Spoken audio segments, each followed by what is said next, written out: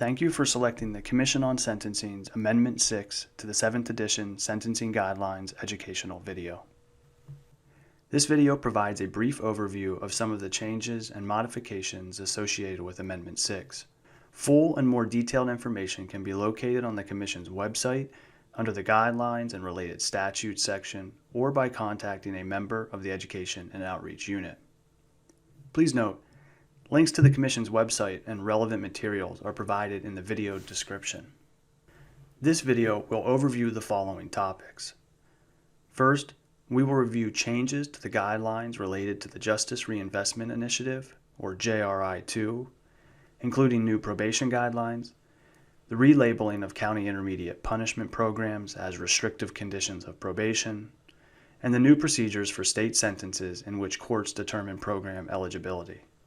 Next, we will provide a brief description of new or modified offenses in which the Commission has assigned offense gravity scores. And finally, we will review a new sentencing enhancement for offenses of sexual extortion. Keep in mind, the guidelines are prospective, meaning they apply to offenses committed on or after the effective date of the addition and its amendments. Amendment 6 became effective on January 1st, 2021, and applies to offenses committed on or after this date. Amendment 6 was primarily adopted in response to the Justice Reinvestment Initiative, or JRI-2, specifically Act 115 of 2019.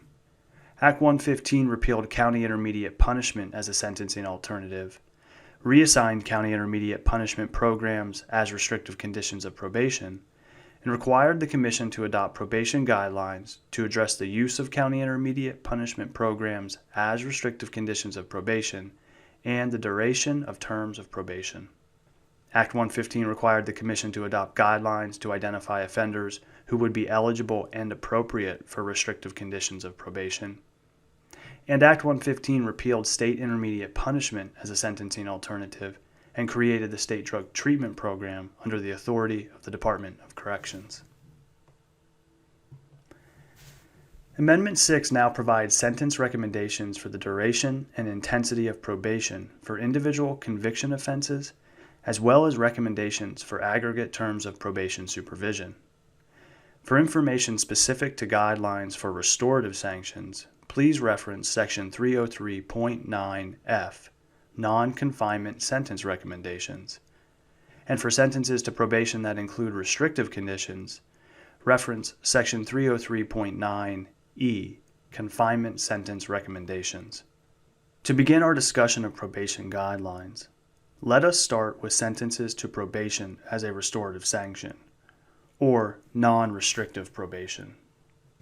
For recommendations related to probation as a restorative sanction, we turn our attention to offenses under Level 2 of the guidelines. For Level 2 offenses, the Commission recommends terms of probation supervision not exceed 1 year, represented by P1 on the matrix, or 2 years, represented by P2. Furthermore, for judicial proceedings, in other words, sentencing hearings, in which the court sentences an individual to probation across multiple convictions, the Commission recommends the aggregate term of probation for the judicial proceeding not exceed 5 years. You will also notice under Level 1 offenses the absence of P. The sentencing guidelines now give greater prominence to the consideration of other restorative sanctions as defined under Section 303.9F2, particularly previously enacted guidelines for fines and community service. Information for guidelines for fines and community service are found in Section 303.14A2. Next, when sentences of probation include restrictive conditions, the duration of the restrictive conditions of probation may not exceed the suggested months of minimum confinement as part of the sentence recommendation.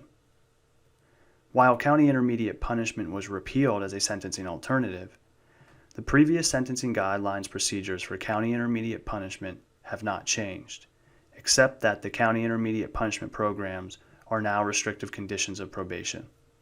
The Commission is required to identify individuals who are eligible and appropriate for the use of county intermediate punishment programs as restrictive conditions of probation. In sentencing individuals to probation with restrictive conditions, the court shall consider the sentencing guidelines, comply with county intermediate punishment statute, and their county intermediate punishment plan.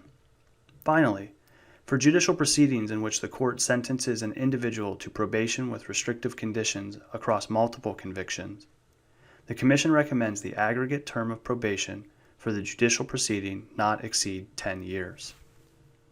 As previously mentioned, Act 115 of 2019 repealed state intermediate punishment as a sentencing alternative, required additional actions by the sentencing courts, and changed eligibility processes for certain DOC programs. When imposing a state sentence, the court now determines eligibility for 4 DOC programs, and the DOC is authorized to place an inmate in any program for which he or she is eligible by statute and not prohibited by the court. To review these modifications, please reference Section 303.12, Guideline Sentence Recommendations, Sentencing and Correctional Programs. The General Assembly often creates new offenses or modifies existing offenses, and the Commission reviews these offenses and assigns offense gravity scores. Amendment 6 incorporated several new or modified offenses resulting from the 2019-2020 legislative session. You will find these offenses and the assigned offense gravity scores by referencing the Commission's offense listing located in Section 303.15. A link for Amendment 6 offenses is included in the video description.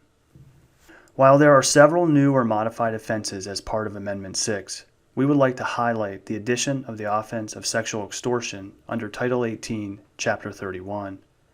Act 100 of 2019 created the offense of sexual extortion, Section 3133, providing for several gradings, misdemeanor 1, felony 3, and felony 1 offenses. Additionally, Act 100 directed the Commission to provide for a sentence enhancement for an offense under Section 3133 when certain sentencing factors are present. We will cover the sexual extortion enhancement momentarily. Again, to view all offenses for Amendment 6, please reference the Commission's offense listing located in Section 303.15. As mentioned, Act 100 of 2019 required the Commission to provide for a sentence enhancement for the offense of sexual extortion, specifically when the following sentencing factors are present: when at the time of the offense the victim is under 18 years of age, or has an intellectual disability, or the actor holds a position of trust or supervisory or disciplinary power over the complainant by virtue of the actor's legal, professional, or occupational status. The Commission addressed the sentencing enhancement for sexual extortion through the specific assignment of an offense gravity score or subcategorization of the offense. Included as part of Amendment 6 is a description of the multiple approaches employed by the Commission to establish enhanced sentence recommendation. This information is located in Section 303.9, Subsection 3, Guideline Sentence Recommendation, General.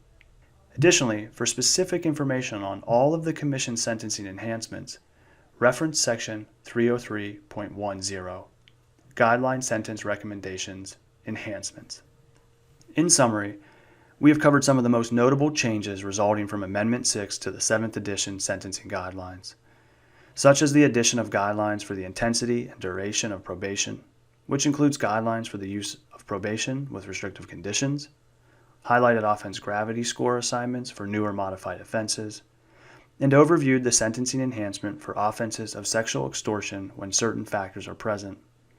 Remember, Amendment 6 became effective January 1st, 2021 and applies to offenses committed on or after this date. For a full review of Amendment 6, please reference the guidelines text on the Commission's website. A link to the text can be found in the video description. As with all of the Commission's education and outreach, we value your feedback. Please feel free to submit comments or questions related to this video via email to Ryan Myers, Manager of Education and Outreach. Contact information for Ryan and members of the Education and Outreach Unit can be found in the video description or by visiting the Commission's website at pasentencing.us. Thank you for taking the time to view this video. Have a great day.